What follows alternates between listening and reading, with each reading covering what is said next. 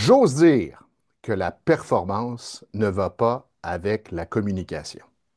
Je répète, performer, il ne faut pas l'associer à communiquer. Et ça, on le répète, j'allais dire à toutes les semaines, mais peut-être même à tous les jours. Tu as totalement raison parce que dans la performance, surtout dans je vais dire, l'obligation de performance, là, on est aussi dans l'analyse de ce qu'on fait. On a des attentes et parfois la communication, ça ne va pas nécessairement comme on veut que ça aille. Je ne dis pas que ça va mal, mais ça va de façon différente à ce qu'on avait prévu d'avance, ce qui fait que si ça ne se passe pas comme on veut, ben là, je vais dire, on perd les pédales. En fait, on revient dans notre tête, on réanalyse notre plan, quand en fait, on ne devrait que communiquer. C'est pas une science exacte. Il faut être capable de s'ajuster. L'analogie que j'utilise souvent, et il ne faudrait pas que ma conjointe regarde le podcast, c'est comme danser, parce que ça ne me tente pas de commencer à danser, là. C'est Et c'est moi non comme, plus. c'est comme danser le tango. T'as beau suivre des cours, apprendre la méthodologie, reste que pendant que tu danses, il se peut que ta partenaire bouge comme c'était pas prévu et tu vas t'ajuster constamment. Ça prend de la souplesse. Mais plus tu es en performance, plus tu es en rigidité. C'est comme ça que je me suis préparé, c'est comme ça que je devrais livrer. Absolument. Absolument, quand en fait, on devrait laisser les réflexes faire le travail. Mais évidemment, qui dit développement de réflexes dit beaucoup d'entraînement, mais quand vient le temps de monter sur le ring, sur la patinoire, sur le plancher de danse, on laisse aller les réflexes. Et j'entends, ça m'est arrivé à quelques occasions, des gens me dire, c'est comme si je jouais ma carrière à chaque fois que je m'exprime. Imagine à quel point ça crée de la tension. De la tension, de l'anxiété et peut-être aussi de la déception parce que ça ne se passe pas comme on l'avait prévu. Ça va jouer sur la confiance, ça va jouer sur l'estime. Ça a beaucoup de défauts finalement. Exactement. Oui, mais Sylvain, quand arrive la période de questions, je dois avoir les réponses à toutes les questions qui vont m'être posées. Sinon, je vais perdre ma crédibilité. Absolument, parce que on se doit d'être parfait pour répondre aux questions, quand en fait, démontrer que on ne l'a pas pour l'instant, la réponse. Moi, je pense que c'est totalement, c'est pas un signe de faiblesse, c'est un signe que on est franc, on sait qu'on ne sait pas à ce moment-là, mais qu'on pourrait remettre la réponse à plus tard. Et tout est dans la façon de le dire. En Oui, restant calme et aussi. en disant à la personne, ta question est fort pertinente. Et je ne voudrais pas improviser une réponse, donc permets-moi d'aller réfléchir, d'aller consulter les ressources, et je te reviens d'ici 24 heures ou d'ici quelques heures avec la réponse à ta question. Absolument. L'important, c'est d'être totalement dans la communication, totalement dans le message, en fait, totalement dans le moment présent. À partir du moment où on se met à réfléchir, il est trop tard. Peut-être pas trop tard, mais il y a des éléments qui peuvent nous échapper. Je m'amuse beaucoup avec mon chien à communiquer, à faire des tests. Le chien n'est pas dans sa tête, il réfléchit pas, il analyse pas. Alors, il observe mon non-verbal et il danse vraiment, pour encore une fois utiliser cette analogie, il danse vraiment avec moi. Alors, parfois, dans mon geste, il va comprendre que je veux jouer avec, et là, il va chercher son jouet, il me l'apporte, et là, il veut vraiment qu'on joue. Parfois, il reste tranquille, il me regarde, et dans dans ses yeux, je vois vraiment où est-ce qu'il se situe. Je trouve ça très intéressant. Ça devrait être comme ça avec les humains. On devrait être dans le regard de l'autre et s'ajuster et s'adapter selon le déroulement de la communication. Oui, il faut être prêt à l'imprévu. Et pour être prêt à l'imprévu, faut toujours avoir les antennes droites, être totalement conscient de ce qui se passe autour de nous, pas nécessairement, ben oui, à l'intérieur de nous, c'est important, là, comment on se sent dans la communication, mais être à l'extérieur de notre tête. Ça, je suis parfaitement d'accord avec toi là-dessus. Mais la question que peut-être que les gens se posent, parce que c'est facile à dire, être hors de sa tête, mais comment on développe cette capacité-là? Parce qu'il y a des gens qui passent leur temps à réfléchir, même à voix haute.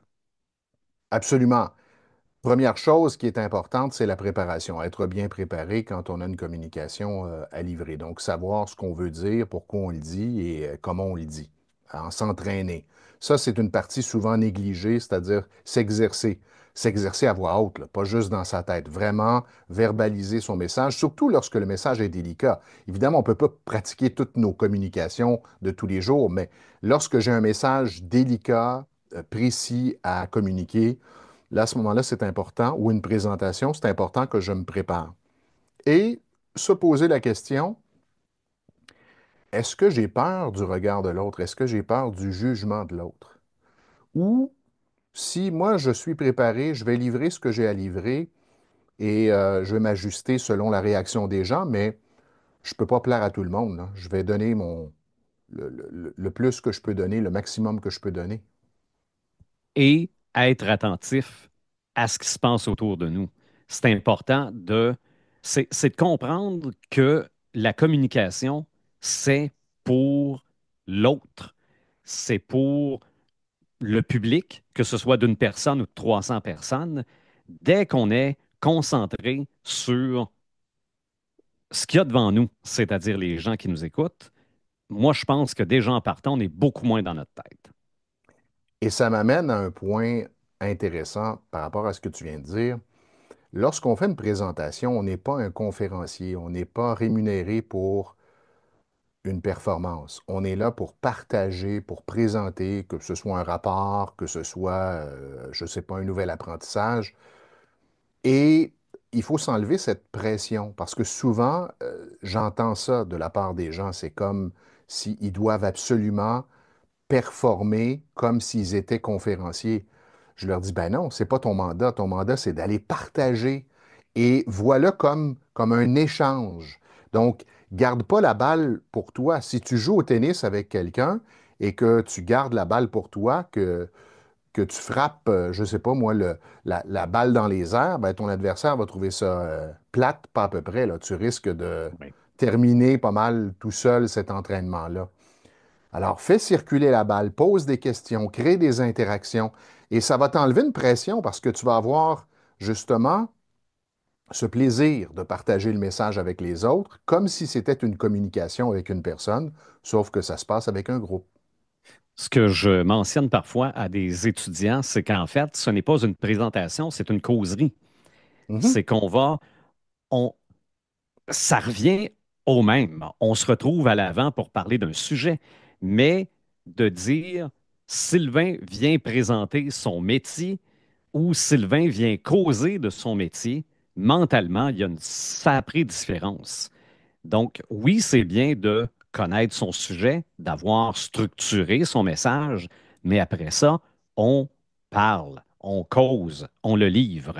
Ça ne sera pas nécessairement les mots avec lesquels on l'avait pratiqué, mais les idées seront les mêmes et l'objectif sera rempli.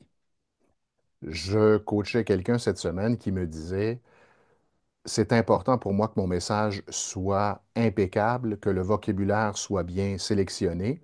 Donc, elle rédige ses présentations, fait des recherches, utilise des synonymes, structure très, très bien ses phrases. Et c'est comme si elle a réalisé, en échangeant avec moi, que ça créait une énorme pression, et forcément pression stress.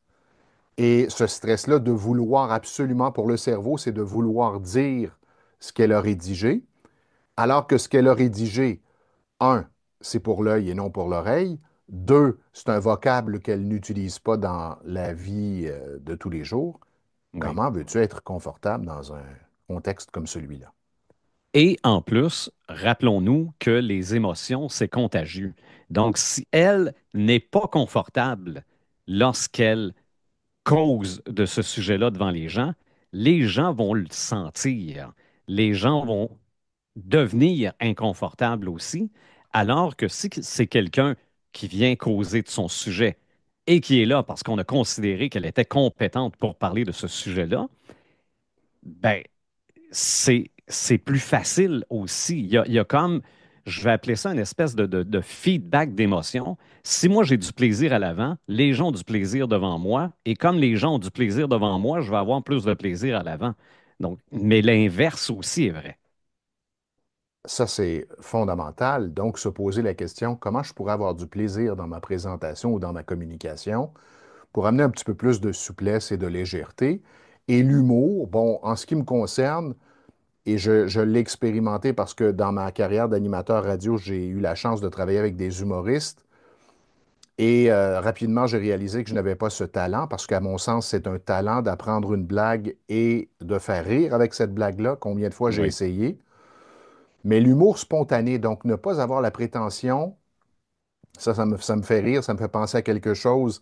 J'ai un client qui commençait comme ça en disant à l'auditoire, aujourd'hui, je vais vous faire rire. Imagine toute la pression que tu te mets sur les épaules. Oui, oui. Donc, moi, je fais Et souvent les attentes, l'inverse. Je les fais souvent attentes. l'inverse. Je baisse les attentes. Je dis aux gens, si vous vous attendez à de l'humour pendant ma présentation, vous allez être déçus. Vous risquez de ne pas rire beaucoup. Et déjà, les gens commencent à rire. Donc, en abaissant les attentes, je me donne toutes les chances de faire en Oui, sorte que ce soit l'inverse qui se produise. oui. Donc, si on a une idée très claire de ce dont on veut parler, pas comment, mais plutôt quoi, et qu'on laisse aller, qu'on laisse venir la façon naturelle de causer de ce sujet-là, moi, je pense que l'obligation de performance disparaît. Alors, Et ça allez-y. devient une belle performance. Exactement. C'est une belle façon de conclure sur ce thème-là. Maintenant, on a abordé aujourd'hui performance, rigidité, communication. Dans un prochain épisode, comment se préparer afin de communiquer efficacement au quotidien, là, avec les gens que l'on croise, que l'on rencontre. Comment structurer sa pensée? On va vous partager un outil très, très puissant.